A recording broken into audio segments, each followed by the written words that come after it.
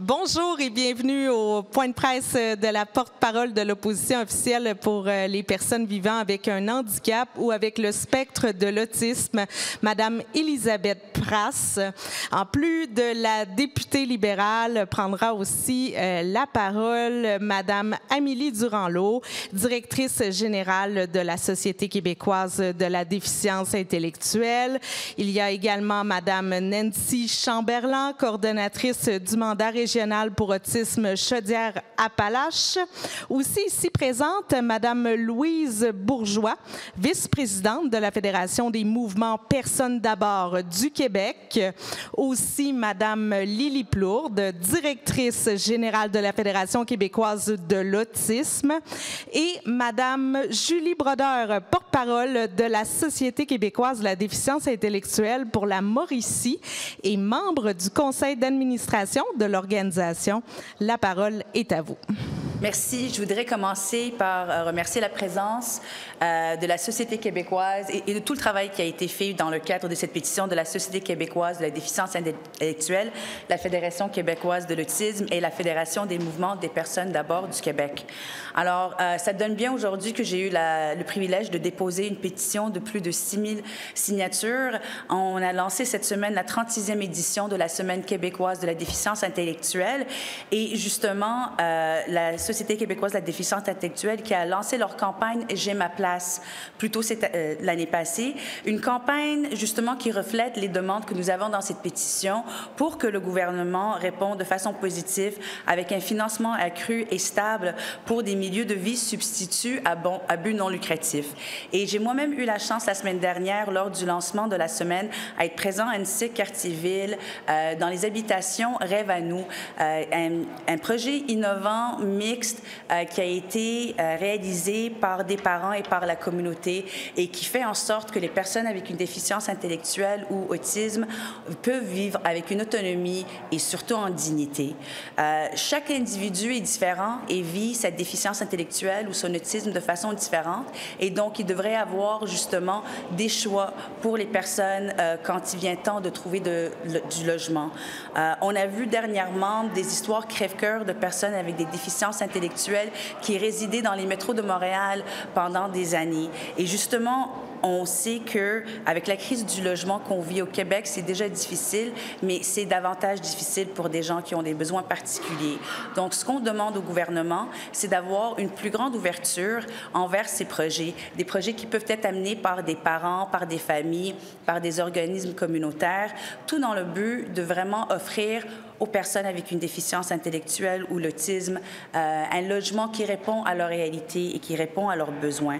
On parle de dizaines de milliers de personnes au Québec et présentement, la liste d'attente pour intégrer un hébergement en milieu de vie substitut pour une personne avec une déficience intellectuelle est de 1211 jours. C'est plus de 3 ans d'attente, une augmentation de 58% en 10 ans. Donc, ce qu'on demande au gouvernement aujourd'hui, c'est d'avoir une plus grande ouverture, être à l'écoute, avoir un financement rehaussé, avoir un financement stable pour réaliser des projets qui vont faire en sorte que ces personnes vulnérables vont retrouver le bonheur, vont retrouver des lieux qui reflètent leur réalité et leurs besoins. Et donc là, je vais passer la parole à Amélie Durand-Lot de la SQDI. Merci. Bonjour à tous et à toutes. Un grand merci d'être réunis avec nous aujourd'hui pour le dépôt de la pétition qui vise à améliorer l'accessibilité des milieux de vie substituts pour les personnes autistes et pour les personnes qui ont une déficience intellectuelle. Cette semaine est très significative pour notre communauté. C'est la Semaine québécoise de la déficience intellectuelle et nous sommes à l'aube du mois de l'autisme. 3 organisations nationales d'importance se sont réunies, se sont concertées. Donc, la Société québécoise de la déficience intellectuelle, la Fédération québécoise de l'autisme et la Fédération des mouvements d'abord du Québec. Merci pour votre collaboration.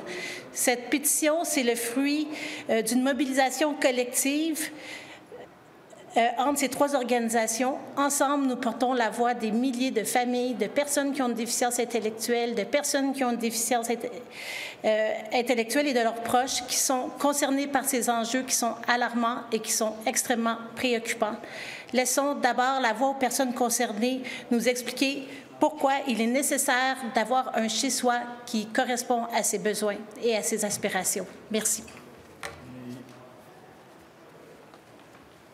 Bonjour, mon nom est Julie Bradard. J'ai une légère déficience intellectuelle. J'ai le privilège d'être administratrice et porte-parole depuis mai 2024 de la Comment j'ai ma place. J'ai le privilège de pouvoir vivre en appartement depuis plus de 12 ans. J'ai un HLM privé depuis un CPL depuis plus de 10 ans. Et c'est pour vous informer qu'on a toute notre place et on devrait avoir tout le droit de vivre chez soi avec dignité.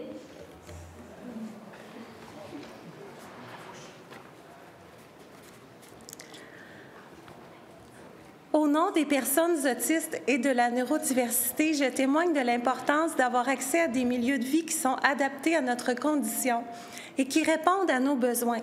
Nous avons le droit d'avoir un chez-soi qui correspond à notre profil, à nos particularités et à notre besoin de soutien s'il y a lieu. Nous avons le droit de pouvoir vivre dans un environnement qui nous permette d'être bien, d'évoluer et de vieillir paisiblement. Également, je souligne l'urgent besoin d'avoir des projets aussi dans les régions, qui sont bien souvent oubliés. De plus, la réalisation de tels milieux de vie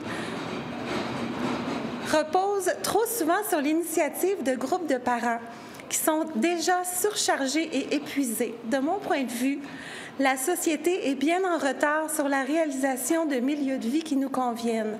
Il devrait déjà en avoir partout autour de nous. Il est grand temps de s'y mettre.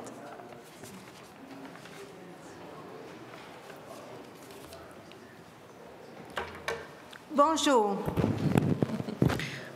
J'ai plusieurs amis qui vivent en ressources d'hébergement.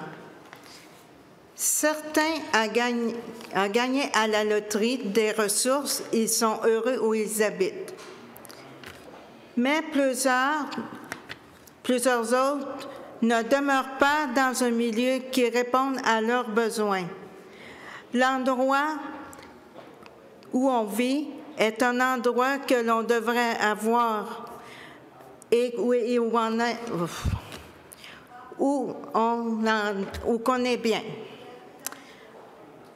Ça, je vais l'apprendre. Bonjour. J'ai plusieurs amis qui vivent en ressources d'hébergement. Certains ont gagné à la loterie des ressources où ils sont heureux, où ils habitent. Mais plusieurs d'autres ne demeurent pas dans un milieu de vie qui ne répond pas à leurs besoins. L'endroit où on vit, c'est un endroit où que l'on devrait avoir choisi, où l'on le sent et où on se sent bien. Ça ne devrait pas être une question de chance de tomber sur une bonne ressource. Des personnes qui ne se sentent pas à la bonne place, ils veulent se sentir libres, sortir, recevoir des amis et amoureux, rester avec des personnes avec qui qu'ils se sentent bien, manger de la nourriture de qualité. On veut que ça change. Je voudrais que mes amis disent, eux aussi, j'ai ma place.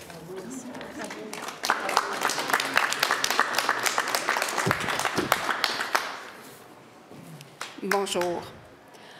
En ce moment, trouver un chez-soi peut être très difficile pour les personnes autistes ou ayant une déficience intellectuelle. Il y a plusieurs raisons. Elles peuvent faire face à de la discrimination et du capacitisme lorsqu'elles veulent louer un appartement. Celles qui cherchent plutôt une place en hébergement doivent attendre des années avant qu'ils ne s'en libèrent une, et rien ne leur garantit que les conditions de vie y seront adéquates pour elles. Malheureusement, comme l'actualité nous l'a rappelé récemment, les personnes autistes ou ayant une déficience intellectuelle finissent par se retrouver en situation d'itinérance, faute d'options viables pour elles. En ce qui concerne l'hébergement longue durée financé par l'État québécois, le réseau est dominé par les ressources intermédiaires qui sont pour la plupart des entreprises privées en quête de profit. Or, ce modèle est très coûteux pour l'État québécois, tandis même que d'autres alternatives sans but lucratif existent. Alors que d'un côté, les ressources intermédiaires négocient pour obtenir plus de subventions, de l'autre, des familles et des communautés portent à bout de bras des modèles d'habitation innovants qui offrent de faire plus avec moins d'argent. Dans ce contexte, nos demandes sont claires et essentielles. Renforcer la formation du personnel et la surveillance des milieux de vie substituts afin de garantir des conditions de vie sécuritaires et respectueuses du droit des résidents. S'assurer que les ressources intermédiaires et de type familial s'adaptent aux besoins évolutifs des personnes en mettant l'accent sur le maintien et le développement de leurs capacités. Prioriser des milieux de vie substituts à but non lucratif dans la création de nouvelles places et faciliter leur implantation partout au Québec. Finalement, augmenter et stabiliser le financement des milieux de vie substituts à but non lucratif pour assurer leur pérennité et leur qualité.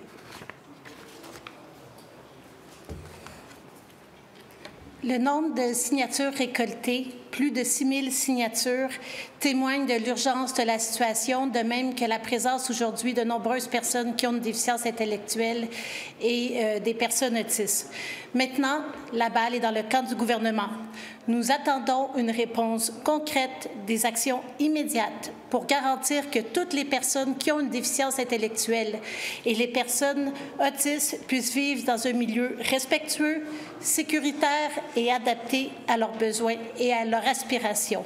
Nous ne nous arrêterons pas ici. Nous continuons à porter ce message et à nous mobiliser pour que ces enjeux soient pleinement pris en compte.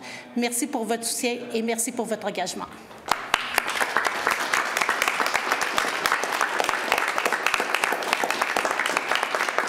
Merci. C'est ce qui met fin à ce point de presse. Bonne journée. Peut-être on peut rester en place pour prendre une photo.